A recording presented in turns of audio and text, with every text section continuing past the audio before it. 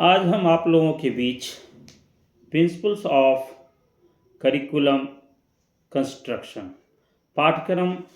निर्माण के सिद्धांत के संदर्भ में चर्चा करेंगे। पाठ्यक्रम निर्माण के क्या क्या सिद्धांत हो सकते हैं, तो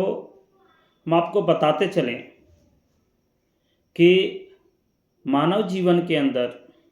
जीवन से संबंधित होने के सिद्धांत होते हैं जो मानव जीवन को इस सिद्धांत के अनुसार पाठ्यक्रम के अंतर्गत नहीं उन्हीं विषय वस्तुओं या विषय सामग्रियों का समावेश किया जाए जो बालकों के वर्तमान जीवन से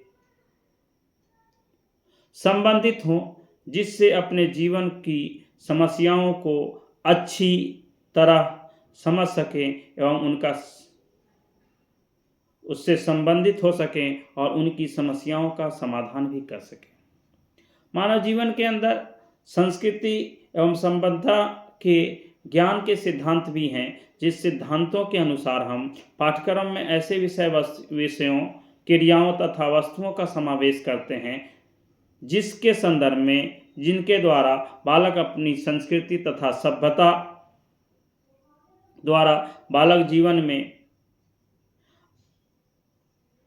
द्वारा संस्कृति और सभ्यता को अच्छी तरह से जान सकें और अपने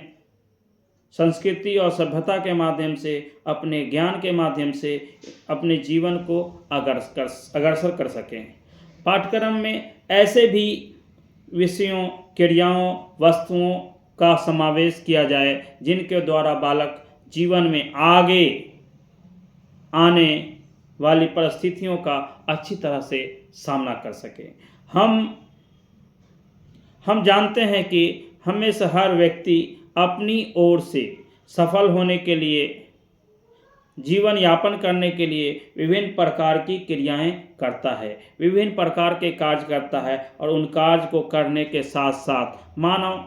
जीवन के अंतर्गत पाठ्यक्रम के निर्माण की भी एक विषय वस्तु की एक रूपरेखा की क्रियाओं का समावेश भी देखने को मिलता है, जहां हम आप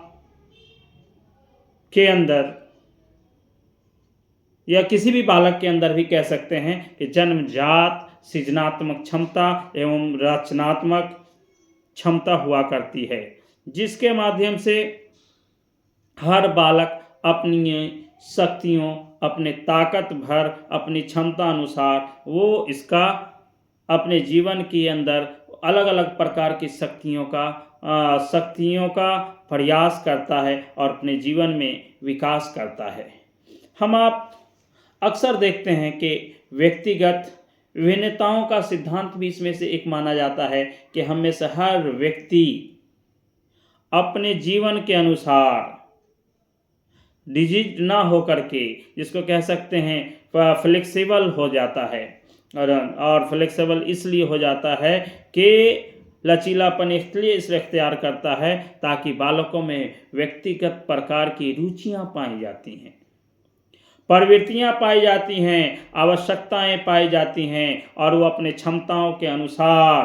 परिवर्तन करता है और छात्रों के अंदर परिवर्तन पाया जाता है।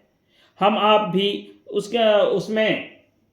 पाठ्यक्रम के निर्माण के सिद्धांत में खेल एवं कार्य के सिद्धांत भी काफ़ी महत्वपूर्ण भूमिका निभाते हैं और वो महत्वपूर्ण भूमिका वो इसलिए निभाते हैं कि कोई भी बालक जन्मजात खेल जो है बालक को जन्मजात प्रकृति की ओर ले जाता है। हम जितना पाठ्यक्रम निर्माण में बालकों को जो भी कार्य कराने तथा सिखाने की योजना बनाते हैं उनमें बालकों को खेल की प्रकृति को भी अभिव्यक्त करने का हम आप उस अवसर प्रदान करना हम आपके लिए ज़रूरी है, इसलिए कि इस खेल के द्वारा छात्रों के अंदर मन मस्तिष्क के अंदर ऐसी क्षमता आती है जिस क्षमता के अनुसार वो आनंद लेता है और आनंदमय होकर के जब किसी भी शिक्षा को पठन पाठन करता है